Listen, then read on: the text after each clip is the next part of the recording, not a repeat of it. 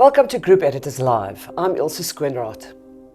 The overriding earnest appeal from those who survived the building disaster is, we are just people who wanted to make a living. Please don't forget about us. These workers who come from South Africa, Lesotho, Mozambique, Zimbabwe and Malawi have survived the unthinkable, but now they find themselves facing a whole new struggle to survive. How to make a living in the face of the horrific injuries and debilitating post-traumatic stress that they suffer. Miracle man Gabriel Guamba, who lives in Thembalethu in George, was the last survivor to be pulled from the wreckage after spending 5 days and nights buried alive. I was busy tiling there. If I looked at on top, I see the roof is coming. So I tried to run, but that thing, I was going down like this. So it's not way I can run, you see. I fallen down. After that, I wake up on dark side, you see. If I try to scream, so I heard the people screaming there, you see, calling help. Yeah, I was sleeping there. Sometime I wake up. So I was dreaming, bad dream there. So I tried to call help and nobody helped me there. If you lose the hope. But I remember on Saturday, so these guys I was waking there, you see. So I see the small light. If I see that light. So I heard the radio of the people to rescue people. After that, so I start calling help. Somebody help me there. She say, "Hey, sir, are you still alive?" "Yeah, I'm still alive. Can you help? What's your name?" I said, "My name is Gabriel." "Okay, we're gonna come now." You see, we start moving that slab, but that slab is too heavy. So we call another guys, the fire guys. So we starting chopping. Yeah, dig down with the jackhammer. You see, dig down there. So we put the camera. You see me, I was inside there. So we rest me there. So I was happy. So we take me to hospital. Before that, these guys will say I can close my eyes because I stay in darkness for a long time. You see, so I have to close the eyes. So we take to ambulance. So I heard the people screaming, "Yeah!" You see, so I was happy there. Yeah. So I go to Church Hospital. So I make that video. Say, "Hey, thank you guys. Thank you. God bless you guys." You see, I make that video. So I was happy. Sbu Ngubese, a volunteer who is assisting the injured and bereaved who hail from Lesotho, says the tragedy happened at work and the Department of Labour should do more. This thing happened in the work. Many people lost their lives in the work, and many people lost their arms and legs in the work. So it's like the Department of Labour is not there, because even these incidences happened from 6 May, even now, there is nothing happened. The widow of victim Tapelo Muswabi, Makatelo, who also lives in Thembalethu, does not want to return to Lesotho. According what she's saying, he doesn't want to go back to Lesotho because it's too much, the life that side in Lesotho is too much hard than this side. So he doesn't planning to go back to Lesotho. Ngubesi is full of praise for the George Rotary Club. Rotary is helping the family, other families. I'm not sure whether it's all the families, but other families, the Rotary, each and every month they can give them maybe around the amount of 3,000 to maybe buy food and get the clothes for children so they can just go a little bit forward. So it's a pleasure a lot. So you're talking about Diane Kershaw? I'm talking about Miss Diane Kershaw. She's a God-fearing mother. Ivaldo Makamo, who lost his right leg when the building imploded, has little hope for the future. He lives in a tiny shack in Thembalethu with his wife and child. We asked if he noticed something amiss on site leading up to the disaster. Before you see your column, maybe not enough, is small, yeah. So you're talking another guy, so maybe one day that building gonna fall down. That one day came on Monday, 6 May 2024. As Mandan is a second floor, is busy for skimming slab because the slab is cracked there, so you're busy fix there.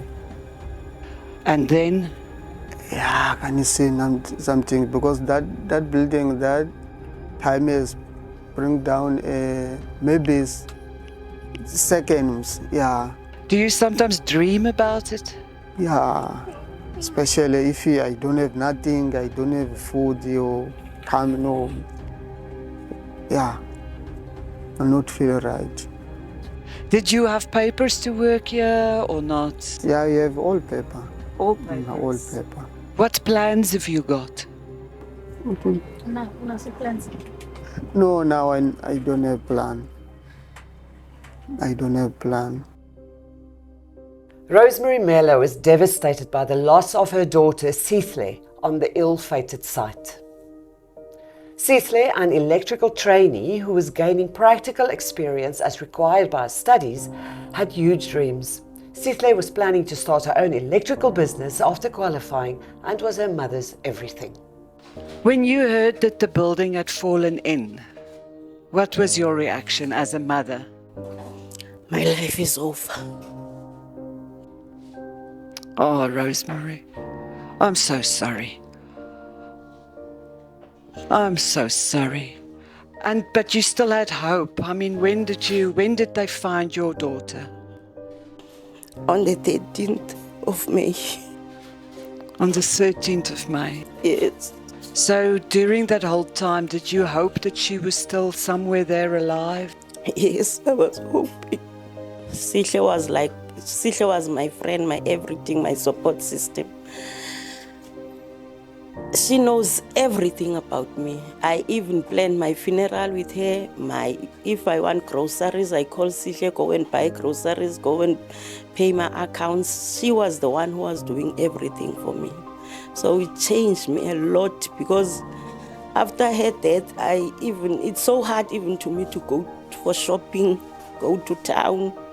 It's hard. I feel like the world is laughing.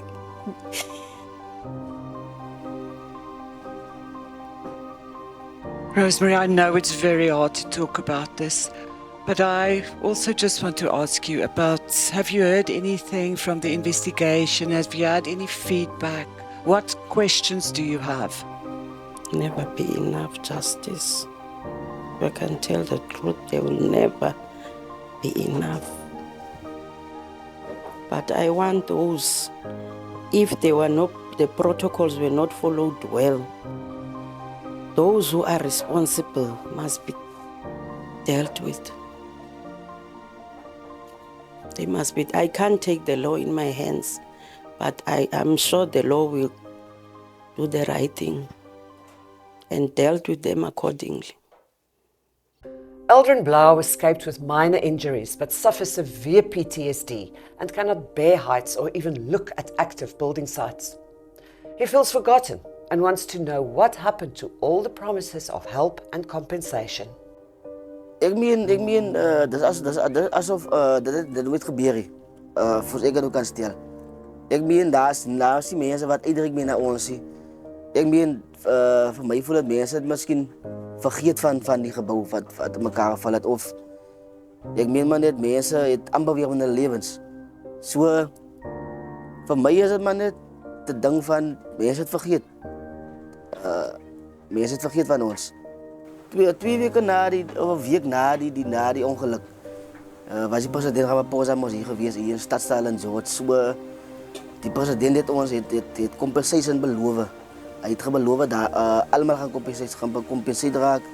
De bank zagen we buitenlanders of was het Afrikaanse burgers, maar ik meen die president heeft beloftes gemaakt, wat 6 maanden later nog nooit nagekomen is. Ik wil het daar is, ik wil het op dit zeggen, ik meen, wat gaat aan? Ik meen, wat het geworden van die presidentse belofte? Chris Peterson, whose younger brother Lunga Sindelo died that fateful day, says the least the contractor and developer could have done was to express their sympathy to the survivors and the bereaved families face to face. We'd never meet the main contractor just to come to us, even if he's not going to bring us our brothers, even if he's not going to heal those who have broken legs, but he never even came to us and just say, guys, I'm sorry, I'm so sincerely sorry for you, what has happened. He never came to us, and we don't know even now what's happening about the main contractor. What are you hoping for? What are you looking for? Only that we can get now is just justice for our brothers and sisters, because the compensation, it's something that they don't even think about it, because there were people that donated money.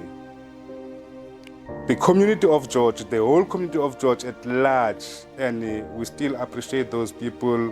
We applaud them for helping us. They're the only person that have helped us. And even though they have helped us, it's 6 months down the line now. We only get the money last week. From the 6th of May, that the community of George, like places like Rotary, Lions, you'll name them, a lot of people, they've donated an amount of 173K to be specific. And George Municipality didn't even came to us and sit down with us as the victims. They said, guys, what are we going to do with this money? What they did, they go to wherever they go, shop bread checkers, they buy vouchers for us. And they didn't even hand those vouchers themselves to us so that we can ask our question why they do this, because they should have contacted at least us, because it's not their money for that matter. It's not their money, it's the money that was conducted by people who've got a zeal to help people, you understand. They should have called a meeting and said, guys, here's the money that was donated. How do we divide this money to the rightful beneficiaries? But they didn't do that. They just bought vouchers and they handed the vouchers to FAMSA. FAMSA have called some of the people to get their vouchers. We approaching Christmas season. Children doesn't have money for Christmas. There's no food on the table. At least if they gave us the money, we know what we have to do with the money, you understand? Because we can't even change that voucher and get money, you understand? What's the next step? What's going to happen now? We are left in the dark. Nobody seems to care. Shadrach Mahini lost both his left arm and leg, but ironically seems to be the most optimistic of all the survivors. We visited him at Spesca in George, where he's learning to adjust to his prosthetic arm and leg.